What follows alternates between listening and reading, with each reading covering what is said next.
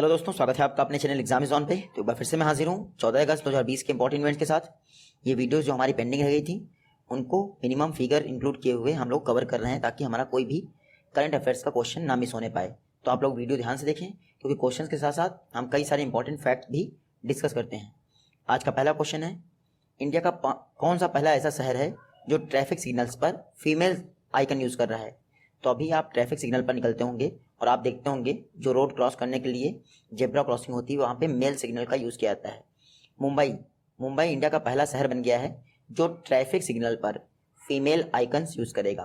तो आप देखिएगा, जो बॉम्बे म्यूनिसिपल कॉरपोरेशन है उसने मुंबई दादर एरिया में जितने भी रोड क्रॉसिंग हैं वहाँ पर जितने भी ट्रैफिक सिग्नल्स होंगे उन पर मेल की जगह फीमेल आइकन यूज़ करने स्टार्ट कर दिए हैं। तो मुंबई इंडिया का पहला शहर हो गया है जो ट्रैफिक सिग्नल्स पर फीमेल आइकन यूज़ कर रहा है। नेक्स्ट क्वेश्चन है, इंडिया @75 समिट मिशन 2022 ये किस बॉडी द्वारा ऑर्गेनाइज किया गया। Recently CII confederation of India industry इन्होंने इंडिया @75 समिट मिशन 2022 को ऑर्गेनाइज किया।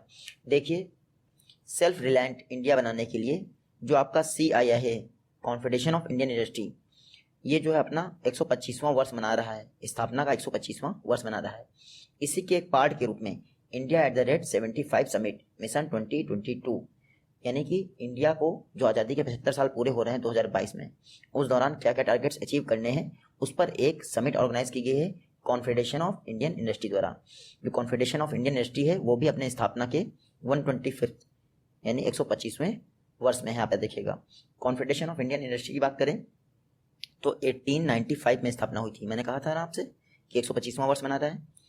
इसके प्रेसिडेंट हैं उदय कोटक। और ये जो इंडिया @75 समिट था इसका थीम क्या था? Collaborating for a new self reliant India. क्या था इसका theme? Collaborating for a new and self reliant India. Next question है, आर्किटेक्चरल एजुकेशन रेगुलेशंस ये किसके द्वारा रिलीज किए गए। जो आर्किटेक्चरल की एजुकेशन होती है उसके लिए रेगुलेशंस जारी किए गए हमारे एजुकेशन मिनिस्टर रमेश पोखरियाल द्वारा। अभी तक जो आर्किटेक्चर का एजुकेशन प्रोवाइड किया था इंडिया में उसका जो रेगुलेशन बहुत ओल्ड हो गया था, यानी जो मॉडर्न एजुकेशन सिस्टम है उसके हिसाब से वो ठीक नहीं था। इसलिए नई दिल्ली में हमारे एजुकेशन मिनिस्टर रमेश पोखरियाल जी ने आर्किटेक्चरल एजुकेशन रेगुलेशंस को जारी कर दिया। तो आप नया देखिएगा, आर्किटेक्चरल जो मिनिमम स्टैंडर्ड है एजुकेशन के लिए वो इसमें शामिल किए गए हैं। इससे पहले जो आपका आर्किटेक्चरल एजुकेशन सिस्टम जारी हुआ था या रेगुलेशन जारी हुआ था 1983 में जारी हुआ था। अब उसको आर्किटेक्चरल एजुकेशन रेगुलेशन 2020 द्वारा रिप्लेस कर दिया जाएगा।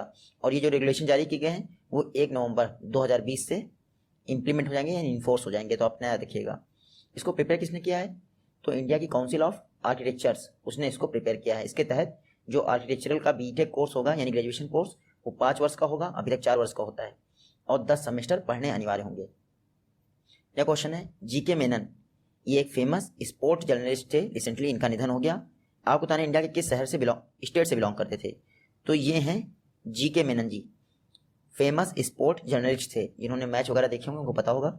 GK मेनन जी जो है मुंबई से बिलोंग करते थे, रिसेंटली इनका निधन हो गया 93 की एज में। तो आप नया देखेगा, टाइम्स ऑफ इंडिया और इंडियन एक्सप्रेस में कई सारे आर्टिकल पब्लिश करते थे स्पोर्ट्स से रिलेटेड। नेक्स्ट क्वेश्चन है, लोकसभा ने किस लैंग्वेज में एक बिगिनर्स लेवल कोर्स लॉन्च किया है।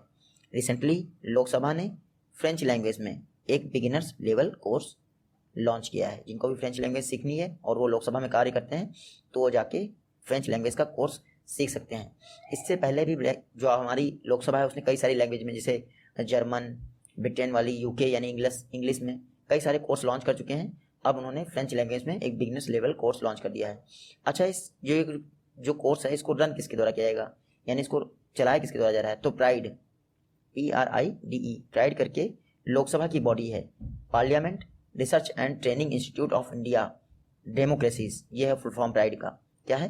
Parliament research and training institute of India democracies. इसी के द्वारा ये फ्रेंच लैंग्वेज में बिगिनर्स लेवल कोर्स प्रोवाइड किए जाएंगे। और शुरुआत किसने की है?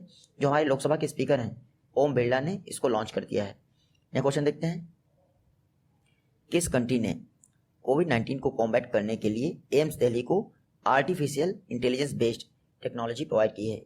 रिसेंटली इजराइल ने एम्स दिल्ली को आर्टिफिशियल इंटेलिजेंस आधारित टेक्नोलॉजीज प्रोवाइड की हैं ताकि कोविड-19 को ये कॉम्बैट कर सकें। देखिए आर्टिफिशियल इंटेलिजेंस वाली टेक्नोलॉजीज के साथ साथ हाई एंड इक्विपमेंट भी प्रोवाइड किए हैं। इसमें क्या होगा, खास बात क्या है, रिस्पायरेटरी स्क्रीनिंग भी इसमें शामिल है, यानी रिस्पायरेटरी स्क्रीनिंग टूल भी दिया गया है इसराइल द्वारा, ताकि जो श्वसन तंत्र है उसके बिगड़ते हुए हालात की मॉनिटरिंग की जा सके एम्स दिल्ली द्वारा। तो आप देखिएगा इसराइल द्वारा AI based artificial intelligence based technology provide की गई है एम्स दिल्ली को, ताकि कोविड-19 को एम्स दिल्ली द्वारा कॉम्बैट किया जा सके। इसराइल की एक तेल अवीव करके सिटी है, वहाँ पे एक रोड थी, उसका नाम रविन्द्रनाथ टैगोर के नाम पे रख दिया गया है। नेक्स्ट क्वेश्चन है, अतुल्य माइक्रोवेव कोविड डिसइंफेक्शन के लिए किसके द्वारा लॉन्च किया गया है? तो हमारे minister of road and transport and highways Nitin Gadkari ji ने नागपुर में अतुल्य माइक्रोवेव लॉन्च कर दिया है। कहाँ पे? नागपुर में अतुल्य माइक्रोवेव लॉन्च कर दिया है। ये माइक्रोवेव डिसइंफेक्शन का काम करता है। 5 मीटर की दूरी में कोई भी ऐसा वायरस होगा या फिर फंगल इन्फेक्शन होगा, उसको 30 सेकंड में ही ये डिसइंफेक्ट कर सकता है। तो आप देखिएगा, ऐसा कोई भी प्रेमिसेस जो 5 मीटर के अंदर हो उसको 30 सेकंड में ही ये डिसइंफेक्ट कर सकता है। तो अतुल्य माइक्रोवेव नितिन गडकरी जी ने लॉन्च किया है। कहाँ पे? नागपुर में। ये जो अतुल्य माइक्रोवेव है ये DRDO द्वारा सर्टिफाइड है। नेक्स्ट क्वेश्चन है, डिजिटल वर्ल्ड में जेंडर गैप को कम करने के लिए WGDP वुमेन कनेक्ट चैलेंज किसके द्वारा लॉन्च किया गया है? तो WGDP women connect challenge launch किया गया है रिलायंस फाउंडेशन द्वारा। रिलायंस फाउंडेशन ने जो डिजिटल वर्ल्ड है या फिर इंटरनेट का क्षेत्र है, वहाँ पर जेंडर गैप को कम करने के लिए ये WGDP women connect challenge launch किया है। इसमें रिलायंस फाउंडेशन कौन हेल्प कर रहा है?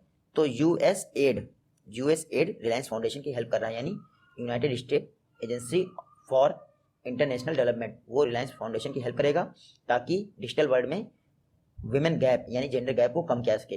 ये जो WGDP है ये क्या है? Women's global development property. इसको किसके द्वारा डेवलप किया गया था? तो WGDP को US गवर्नमेंट द्वारा 2019 में डेवलप किया गया था। ये विमेन इकोनॉमिक डेवलपमेंट के लिए कार्य करती है, यानी कि अमेरिकी गवर्नमेंट की संस्था है WGDP, यानी women's global development property. Next question है, world class skill development institute स्थापित करने के लिए किस स्टेट के DSDE ने NSDC के साथ MOU पर साइन किया है? रिसेंटली गोवा स्थित DSDE मतलब कि director of skill development and entrepreneurship, इन्होंने NSDC के साथ पार्टनरशिप की है ताकि गोवा के मापुसा, देखिए नॉर्थ गोवा है, वहाँ पर मापुसा करके एक प्लेस है, वहाँ पे world class skill development institute open किया जाएगा। इसके लिए गोवा के director of skill development and entrepreneurship ने NSDC के साथ पार्टनरशिप की है। ये जो world class skill development institute होगा ये इंटरनेशनल स्किल हब के तौर पे काम करेगा। यहाँ पर स्किल इंडिया मिशन के तहत एडवांस स्किल की ट्रेनिंग प्रोवाइड की जाएगी। तो आप देखिएगा, world class skill development institute या फिर इंटरनेशनल स्किल हब गोवा के मापुसा में स्थापित किया जा रहा है। इसके लिए NSDC ने गोवा के director of skill development and entrepreneur से MOU साइन किया है। अच्छा, गोवा के CM कौन है? प्रमोद सावंत। और यहाँ के जो गवर्नर थे सत्यपाल मलिक, अब वो मेघालय के गवर्नर बन गए हैं। और यहाँ के गवर्नर कौन बन गए हैं? महाराष्ट्र के जो वर्तमान गवर्नर हैं भगत सिंह कोश्यारी, उनको गोवा के गवर्नर का एडिशनल चार्ज दिया गया है। नेक्स्ट क्वेश्चन है, कमला हैरिस, ये इंडियन ओरिजिन की महिला हैं, इनको किस कंट्री के वाइस प्रेसिडेंशियल कैंडिडेट के तौर पर नॉमिनेट किया गया है? रिसेंटली कमला हैरिस को US में 2020 में होने वाले इलेक्शन में डेमोक्रेटिक पार्टी ने यानी डेमोक्रेट्स ने वाइस प्रेसिडेंट के कैंडिडेट के तौर पे नॉमिनेट किया है। कमला हैरिस अफ्रीकन इंडियन मूल की महिला हैं। इनको इस बार 2020 में अमेरिका में राष्ट्रपति और उपराष्ट्रपति के चुनाव हो रहे हैं। उपराष्ट्रपति के लिए डेमोक्रेटिक पार्टी ने अपने उम्मीदवार के तौर पर कमला हैरिस को नॉमिनेट किया है। अच्छा, डेमोक्रेटिक पार्टी ने जो प्रेसिडेंट हैं वो कौन नॉमिनेट किए हैं? तो जॉय बिडेन डेमोक्रेटिक पार्टी के प्रेसिडेंशियल उम्मीदवार हैं और कमला हैरिस डेमोक्रेटिक पार्टी की वाइस प्रेसिडेंशियल उम्मीदवार हैं। आप इतना देखिएगा, कमला हैरिस कैलिफोर्निया की सीनेटर हैं, साथ ही साथ कैलिफोर्निया की अटॉर्नी जनरल बनने वाली ये इंडिया और अफ्रीकन मूल की पहली महिला बन गई हैं। तो आप इतना देखिएगा। नेक्स्ट क्वेश्चन है, इंडिया की किस प्राइवेट कंपनी ने डोमेस्टिक रॉकेट इंजन डेवलप कर दिया है? यानी कि इंडिया की कौन सी ऐसी पहली प्राइवेट कंपनी बन गई है जिसने घरेलू स्तर पर रॉकेट इंजन डेवलप कर दिया है? स्काई रूट एरोस्पेस इंडिया की फर्स्ट प्राइवेट कंपनी बन गई है जिसने डोमेस्टिक लेवल पर रॉकेट इंजन को डेवलप कर दिया है। तो आप देखिएगा, स्काई रूट एरोस्पेस, इसने डोमेस्टिक स्तर पर रॉकेट इंजन को डेवलप कर दिया है। देखिए ये इंडिया का पहला घरेलू रॉकेट इंजन है। इसके द्वारा अपर स्टेज में सैटेलाइट को ऑर्बिटल में मतलब कि स्थापित किया जाएगा। तो अपने याद रखिएगा, स्काई रूट एरोस्पेस बेंगलुरु में स्थित है और जो इसरो के रिटायर्ड साइंटिस्ट थे उनके द्वारा स्काई रूट एरोस्पेस को बनाया गया है। इसने इंडिया का first domestic rocket engine develop किया है। यह क्वेश्चन है, पापम फॉरेस्ट रिजर्व ये इंडिया के किस स्टेट में स्थित है? पापम फॉरेस्ट रिजर्व अरुणाचल प्रदेश में स्थित है। देखिए अरुणाचल प्रदेश में पापम फॉरेस्ट जो रिजर्व है ये इसलिए चर्चा में है क्योंकि काफ़ी तेजी से पापम फॉरेस्ट रिजर्व में पेड़ काटे जा रहे हैं, यानी डिफॉरेस्टेशन का काम बहुत तेजी से चल रहा है। इसलिए जो अरुणाचल आने वाले हॉर्निबल पक्षी हैं वो बहुत ज़्यादा प्रभावित हैं। उनके हैबिटेट यानी जो वास के स्थल होते हैं उनमें भी नुकसान हो रहा है। तो आप देखिएगा पापम फॉरेस्ट रिजर्व अरुणाचल प्रदेश में स्थित है। अरुणाचल प्रदेश में कहाँ स्थित है? जो ईटानगर वाइल्ड लाइफ सेंचुरी है और पक्के वाइल्ड लाइफ सेंचुरी है उसके बीच में है पापम फॉरेस्ट रिजर्व। नेक्स्ट क्वेश्चन है, self reliant MP health and education पर वेबिनार किस शहर में ऑर्गेनाइज किया गया? रिसेंटली आत्मनिर्भर मध्य प्रदेश स्वास्थ्य एवं शिक्षा इस पर वेबिनार ऑर्गेनाइज हुआ है न्यू दिल्ली में। हमारे एजुकेशन मिनिस्टर रमेश पोखरियाल जी ने इनॉग्रेट किया वेबिनार का। जैसे आपका सेमिनार होता है वैसे ही वेबिनार होता है, बस इसमें लोग जो है वर्चुअली प्रेजेंट रहते हैं। एमपी के सीएम ने भी पार्टिसिपेट किया। तो इसका इनॉग्रेशन किया गया है एजुकेशन मिनिस्टर रमेश पोखरियाल द्वारा। Self reliant MP health and education पर वेबिनार नई दिल्ली में हुआ है। आप याद रखिएगा पर्पस क्या था? एजुकेशन और हेल्थ के सेक्टर में एमपी को और ज़्यादा सशक्त कैसे बनाया जाए इस पर चर्चा की गई। इस दौरान हमारे एजुकेशन मिनिस्टर ने एक मंत्र दिया, एषः पंथा, एषः पंथा यानी यही एक रास्ता है। जब से आत्मनिर्भर भारत लॉन्च हुआ है तो सबसे पहले प्राइम मिनिस्टर मोदी द्वारा एषः पंथा मंत्र दिया गया था। तब से एषः पंथा मंत्र इंडिया के हर वेबिनार या सेमिनार में दिया जा रहा है। नेक्स्ट क्वेश्चन है, match the following high commissioner and ambassador. उनके अपॉइंटमेंट कंट्री से जो हाई कमिश्नर और एम्बेसडर हैं उनको उनकी अपॉइंटमेंट होने वाली कंट्री से मैच करना है।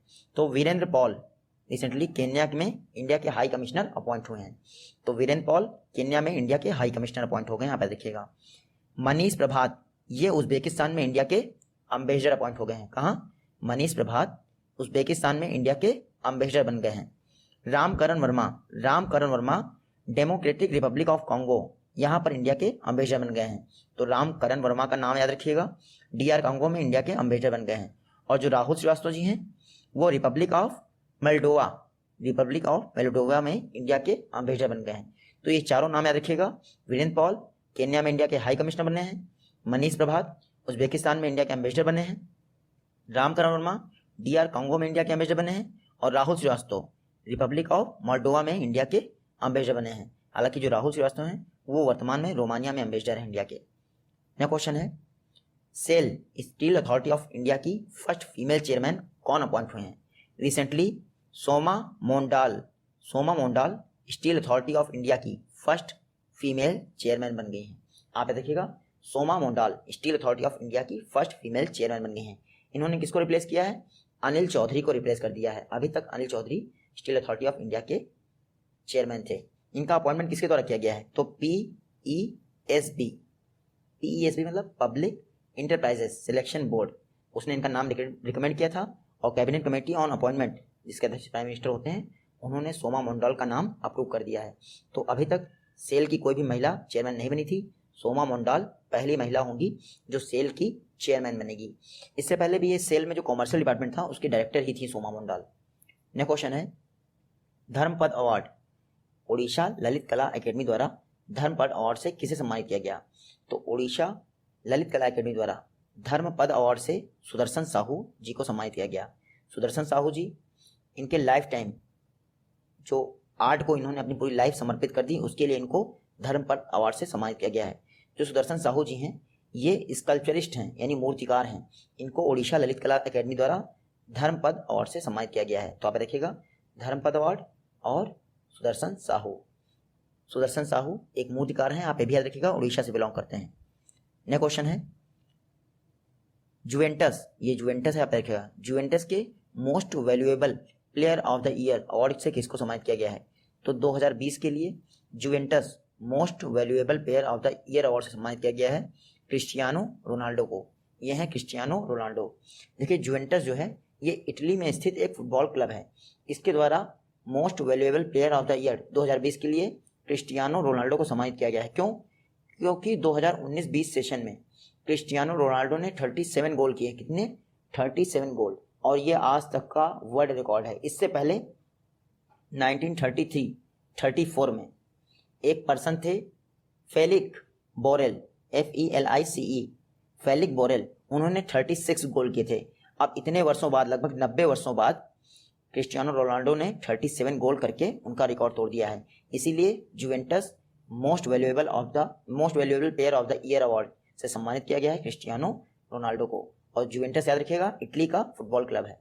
लास्ट क्वेश्चन है, आपको बताना है फोर्ब्स के टॉप हाईएस्ट पेड एक्टर्स की लिस्ट में इंडिया के एकमात्र एक्टर कौन है जो शामिल हैं। तो फोर्ब्स ने टॉप 10 हाईएस्ट पेड एक्टर्स की लिस्ट जारी की है। उसमें जो है फर्स्ट प्लेस पे है ड्वेन जॉनसन। ड्वेन जॉनसन, इनको द रॉक के नाम से आप जानते हैं, अमेरिकन कलाकार हैं, यानी हॉलीवुड के एक्टर हैं ड्वेन जॉनसन। इंडिया से एकमात्र जो खिलाड़ी हैं हमारे अक्षय कुमार जी, वो फोर्ब्स की टॉप 10 हाईएस्ट पेड एक्टर्स की लिस्ट में हैं। तो अक्षय कुमार फोर्ब्स की टॉप 10 हाईएस्ट पेड एक्टर्स की लिस्ट में हैं। इनका जो है रैंकिंग है क्या है, 6 प्लेस पे हैं, 6वें स्थान पे हैं। आप इतना याद रखिएगा। इनकी टोटल इनकम बता दूं मैं आपको, इस बार जो 2019-20 गया है, इस दौरान इनकी इनकम है $48.5 मिलियन। इस तरह से अक्षय कुमार जो है फोर्ब्स की टॉप 10 हाईएस्ट पेड एक्टर्स की लिस्ट में 6 प्लेस पे हैं। और इसको टॉप किसने किया है? ड्वेन जॉनसन, द रॉक, जो कि अमेरिकन एक्टर हैं। जल्दी ही मिलते हैं आप सबसे नेक्स्ट वीडियो में, तब तक के लिए take care, good bye and Jai Hind.